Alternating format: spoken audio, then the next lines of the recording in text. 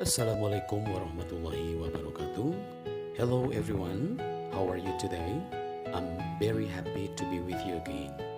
Welcome to my English channel, and this is Mr. Rahmat Bayhaki will bring you an English learning material. And for this time, we are going to discuss or learn about English correspondence 2 for part of a business letter. Oke, selamat datang. Selamat bergabung kembali dengan saya M. Rahmat Bayhaki di English Learning Channel saya.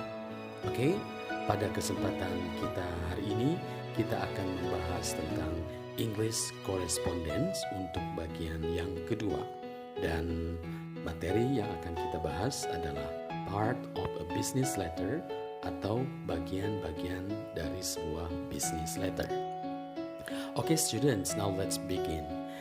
Before we begin, let's take a look the last materials and I hope you can remember. Ya, sebelum dimulai, kita ingat lagi materi English correspondence di video yang pertama. Kita sudah membahas ciri-ciri dari sebuah business letter. Ya, jangan lupa, dan apa saja ciri-ciri dari sebuah business letter itu ada 7 cirinya ya. Ada yang pertama sampai dengan yang ketujuh. Silahkan kalian ingat dan lihat kembali di video selanjutnya. Tidak harus berhenti. Setelah selesai satu kali, diulang lagi supaya ilmu kita bertambah dan tetap kuat melekat dalam ingatan kita. Okay? Well, students, now let's go to the next slide. And now we are beginning to learn about part of a business letter. Oke, kita mulai. Setiap business letter mempunyai bagian-bagian tertentu yang masing-masing mempunyai tugas sendiri-sendiri dan letaknya disesuaikan dengan bentuk atau style surat yang diinginkan. Pada sebuah business letter yang lengkap, umumnya terdapat bagian-bagian sebagai berikut. Oke, sebelum dibuka, diingatkan bahwa dalam sebuah surat bisnis itu ada bagian-bagian ya, bagian-bagian dari surat bisnis yang nantinya letak dan posisi dari bagian-bagian surat bisnis itu disesuaikan dengan style. Dan untuk membahas style atau letter style, bentuk-bentuk surat nanti ada di video selanjutnya ya. Untuk hari ini kita hanya membahas bagian-bagian dari sebuah surat bisnis. Oke? Now, let's take a look first.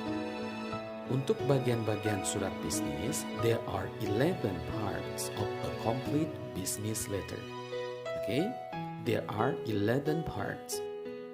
Ada 11 bagian dari sebuah surat bisnis yang lengkap. Ya? Apa saja ke-11 bagian surat tersebut? Ini wajib untuk kalian hafalkan. Setelah di video yang lalu kalian mengenal 7 sifat atau ciri atau karakter dari sebuah surat bisnis, maka hari ini kita harus memahami 11 bagian dari surat bisnisnya ya. Walaupun materi secara rincinya akan dibahas di video yang akan datang.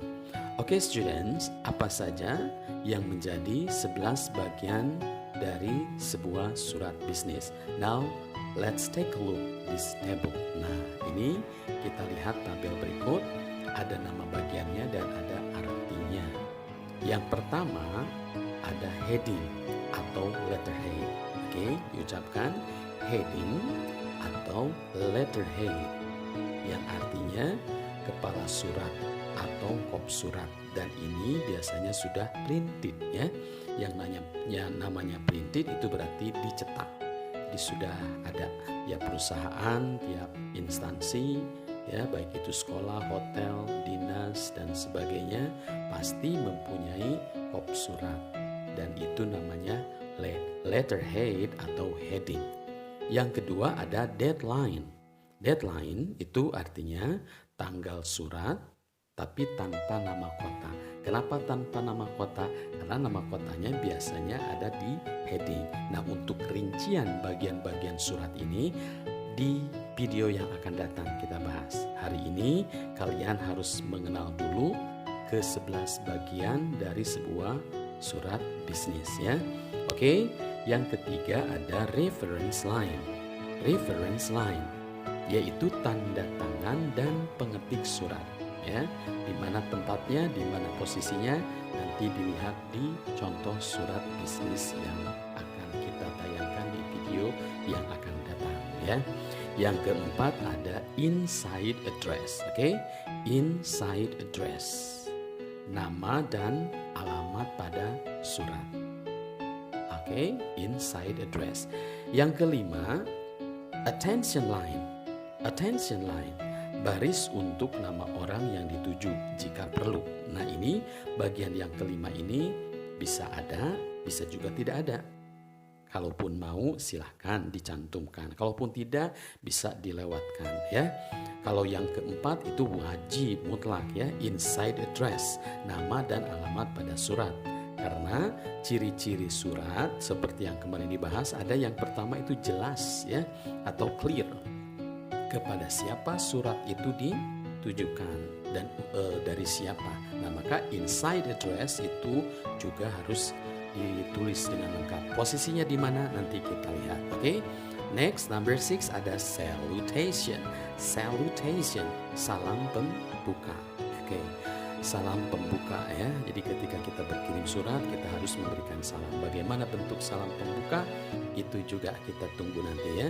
Jadi 6 bagian yang pertama ada heading atau letter head, deadline, reference line, inside address, attention line, salutation. Oke? Dan kita lihat 5 bagian surat yang lainnya, yaitu yang ke-7 ya. Yang ke-7 ini ada subject line. Subject line artinya perihal isi surat. Ini juga jika perlu ya, dalam bahasa Inggris kalau subject line bisa dihilangkan ya. Yang ke-8 ada body of the letter. Body of the letter artinya tubuh surat atau bagian surat. Yang kemarin sudah kita bahas sedikit. Dalam sebuah tubuh surat itu nanti akan terbagi ke dalam 3 ya. Ada opening paragraph, ada message of the letter, dan closing paragraph. Oke, kita bahas nanti ya. Yang ke-9 ada complimentary clause, signature, dan enclosure. Apa itu complimentary clause? Salam penutup. Oke, tadi ada salutation, salam pembuka, maka pasti ada salam penutup, yaitu complimentary clause. Yang ke-10, signature, tanda tangan yang disertai dengan nama jelas dan jabatan ya. Dan yang ke-11 ada enclosure atau lampiran. Oke, bisa diingat ke-11 bagian surat tersebut? Silahkan coba kalian sebutkan ya, dari nomor 1 sampai dengan nomor 11, dan posisinya tidak berubah. Tidak bisa enclosure tiba-tiba di nomor 1 atau nomor 7 di nomor 2, tidak. Tapi harus berurutan sesuai dengan bagian-bagiannya ya. Kalau diingat lagi, apa itu bagian surat yang harus kita ingat? Yang pertama tadi ada heading atau letter head. Yang kedua ada apa tadi? Kalau dibuka lagi, ya.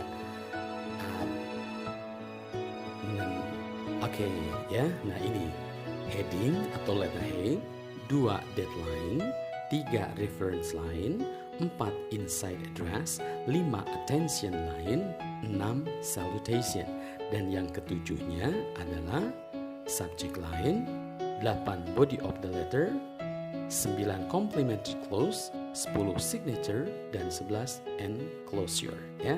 Artinya tinggal kalian lihat di sebelah dan mudah-mudahan ingat tanpa harus dibaca lagi. Okay students, maybe that's all for today English correspondence materials, and I hope you can understand them well.